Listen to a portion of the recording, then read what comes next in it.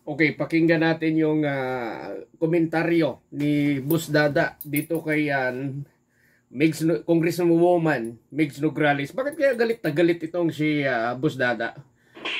Ha? Galit na galit.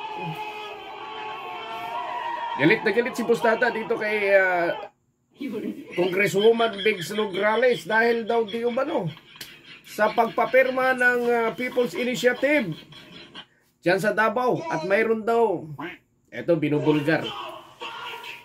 Pakinggan na lang natin yung sinasabi ni Boss Dada. Sige. Mas maganda kapal ng mukha mo, Nograles. No. Ucha, ikaw pa talaga ang magbebenta sa mga taga Davao, ha? Naturingan kang Davawin niya. Ang ingay-ingay mo nung issue ng si Boss Dada, nung issue ng SMNI, yung pala, walang hiya, ibibenta mo yung mga boto ng mga, o bibilin mo yung boto ng mga taga Davao. Si Migs Nograles, ang tigas ng mukha, no? Kung anong kinaganda, kinasama ng ugali. Na nasa likod daw ng People's Initiative Movement sa kanilang lungsod. Tinanong namin ang kampo ni Nograles, kaugnay nito, pero no comment sila. No comment? Paano? Napaso na siya kay Karen Davila. Nograles, ang dami-dami mong sinasabi. Nung SMNI, ang dami mong expose. Ngayon, hindi ka makapagsalita. Ba't hindi ka makapagsalita ngayon? Di ba epal ka? Di ba marami kang alam? Di ba galit na galit ka sa SMNI?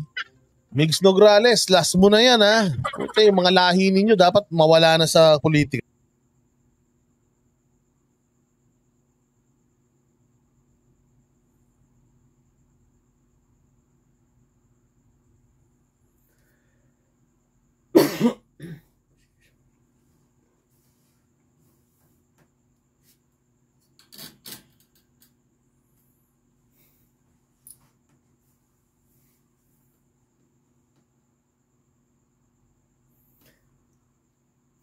O yun, napakinggan natin yung galit ni Boss Dada.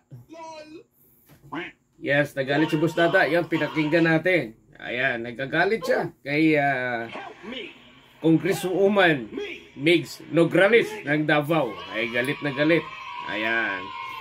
Okay, yan muna. Maraming salamat sa mga nanonood.